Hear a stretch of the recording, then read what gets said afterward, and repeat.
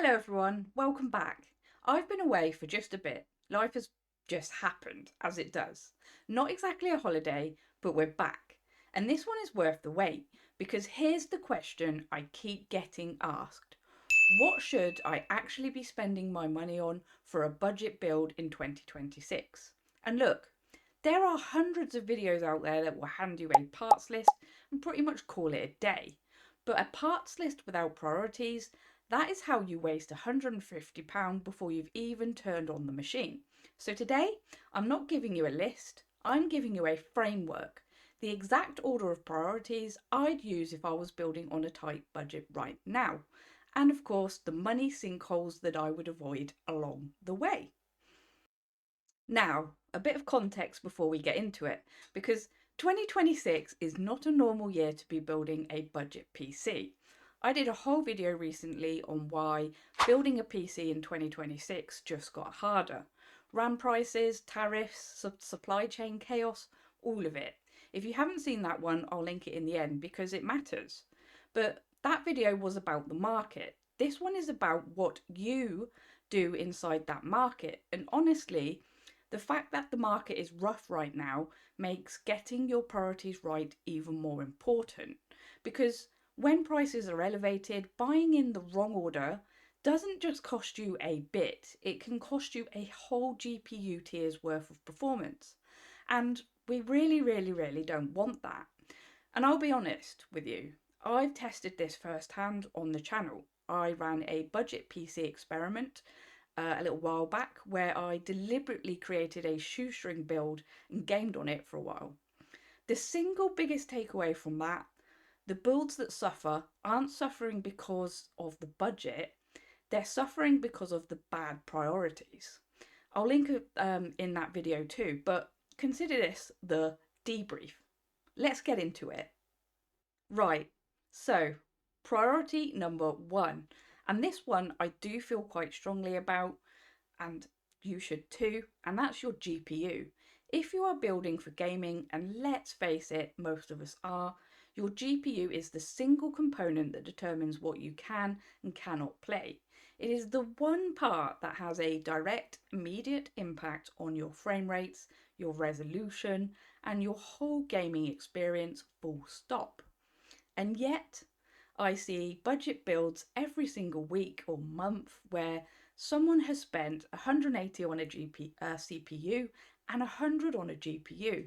And I'll tell you right now, that's backwards. And let me show you why. So here's where things stand right now in 2026. What I would call the value sweet spot for budget gaming sits roughly here in the RX 6700, the Arc B580, the RTX 4060 tier. These cards will handle 1080p gaming comfortably, push into 1440p on less demanding titles, and they're not going to bankrupt you in the process. You really can't grumble at that, in all honesty. But here is where it gets interesting. And this is the bit that most build guides won't tell you. Look what happens when you try to go from one tier up from here. Basically, the price jumps significantly. We're talking an extra 60 to 100 in some cases. And what do you actually gain in a budget gaming scenario? Well, a few frames per second at 1080p, sometimes less. It's not a terrible card, but on a tight budget, that extra 80 quid is better spent elsewhere. And I'll show you exactly where in a moment. Now, and this is probably equally as important, look what happens when people try to save money by going one tier below the sweet spot. And I really do understand the temptation here, because on paper, saving 40 quid sounds great. But in practice, you're going to feel that 40 quid saving every single time you load up a game, stuttering at 1080p, struggling in more demanding titles, and hitting a ceiling much sooner than you expected. The GPU is the one place in a budget build where going cheaper costs you more than it saves. I've seen it time and time again. Every other component we can trim, but not here. So when you're putting your budget together, start with the GPU. Work out what tier you can reach and then build everything else around it. Right, priority number 2, CPU. And this is where I see the biggest money sinkholes in budget builds without question. Here is the reality. A 130 quid CPU and a 230 quid CPU will give you virtually the same gaming performance in the majority of titles. Why? Because in most modern games, your GPU is the bottleneck, not the CPU. The GPU is working flat out, the CPU has headroom to spare. Let me show you what I mean. So here's a Ryzen 5 550 sitting at around 90 to 100 quid right now. And here's a Ryzen 7 700 pushing 240. Now, if I put both of these in a build with the same GPU and the same RAM and I game on them, the performance difference in most titles is minimal. We're talking single digit FPS differences in the vast majority of games. That 130 quid price gap is another tier of GPU. And at this point, you already know what I'm going to say. Put it in the GPU. Now, I do want to be fair here. There are scenarios where better CPU matters. So if you're streaming while gaming, if you're doing video editing alongside your gaming, if you're running heavily CPU dependent simulations, in those scenarios, a stronger CPU does earn its keep. But if you're primarily gaming, a 5500 or a Core i5-12400 in that bracket is perfectly adequate. And I mean that in the best way possible. These CPUs will not hold you back, not on a budget build, not with the GPU we just talked about. The trick is not to let anyone, a build guide, a YouTube video, a forum post, convince you that you need to spend more on a CPU to have a legitimate gaming PC, because you just simply don't. RAM and storage. I'm going to keep this one quite brief because I've actually done a deep dive on RAM prices in a recent video. I'll link that. But here's the summary that you need. DDR5 is being pushed quite hard at the moment, and for a budget build in 2026, I'd still avoid it. The real-world gaming performance gap between DDR4 and DDR5 at 1080p is somewhere in the region of 2 to 3%. That is it. And closing that 2 to 3% gap is going to cost you at least an extra 60 to 80 in 2026 prices. So DDR4, 32 gigabytes, that's where I'd land.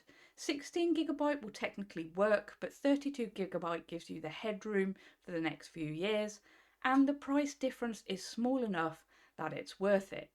Storage, get a 1TB NVMe SSD as your boot drive. Don't overthink it. Samsung 870 EVO, Kingston NV3, anything mid-tier from a reputable brand. The games will load, the OS will run. Done. So let's pull all of this together. I've built out a sample on PCPartPicker. I'll share the link in the description so you can copy it, adapt it, most importantly, make it yours. Let me walk you through it. GPU. This is where the budget goes. We're sitting in that value sweet spot we talked about earlier. So I've gone with the RTX 4060. This is the decision that drives everything else. I chose this particular card because it offers the cheapest entry into DLSS 3 frame generation, and it uses AI to boost frame rates in modern games. It's also incredibly power efficient, meaning it runs cool and it doesn't require an expensive shiny power supply. Essentially, it provides a smooth 1080p gaming experience with the latest tech features at a really nice price. CPU, Ryzen 5 5500, perfectly adequate for gaming, does the job without burning through budget we need for the GPU.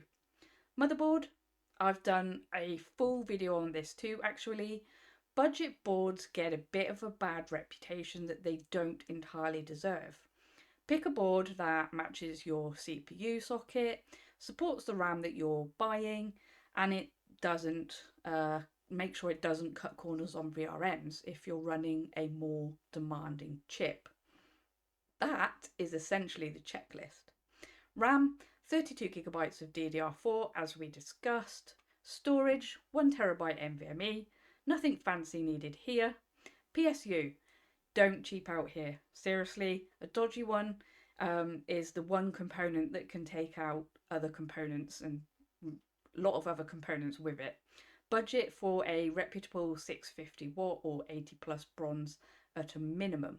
Case wise, get something decent with airflow. You don't need to spend a lot, but you do need vents.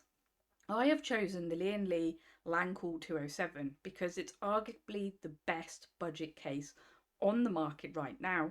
It's designed specifically to cool GPUs better than almost any other budget case because it moves the power supply to the front, allowing those 220mm fans to sit directly under your GPU, blowing cool air straight into it. And there is a bonus with this one.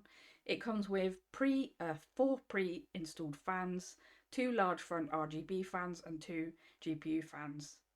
And notice in this list, the GPU is where the majority of that budget landed. Same conclusion as the budget experiment I ran on this channel. Different budget, same principle. The principle itself doesn't change. Before you close this video and go shopping, one last thing, and this catches a lot of builders out, and that is hidden costs. So things like case fans, if your case doesn't come with them. Thermal paste, most CPUs come with a cooler and thermal paste included, but not all. An operating system license if you're going Windows. A monitor, keyboard and mouse if you're starting from scratch. And of course, shipping costs, which can add up if you're ordering from multiple retailers.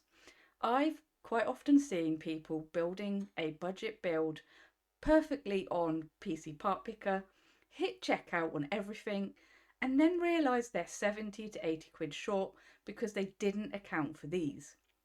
Don't be that person. Add up your full build cost, including everything I just mentioned, before you commit to a GPU tier. In certain cases, it can be better to drop one tier on a GPU and have a complete working machine than to have a ridiculously stunning GPU and no operating system to run it on. And look, the goal of this video was never to hand you a parts list. You can take it if you wish. It was actually to change how you think about priorities, because the builder who understands why they're choosing each part will always make better decisions than the builder who just completely copies someone else's list, and that is true at any budget. Now, I would like to hear from you. Drop your budget and your use case in the comments below. What are you building for and what are you working with? I will take a look and tell you exactly where I'd put that money.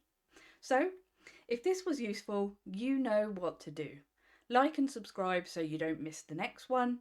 There's a lot more of this kind of thing coming on the channel very soon. But that's it for today, guys. Take care and I will see you on the next build.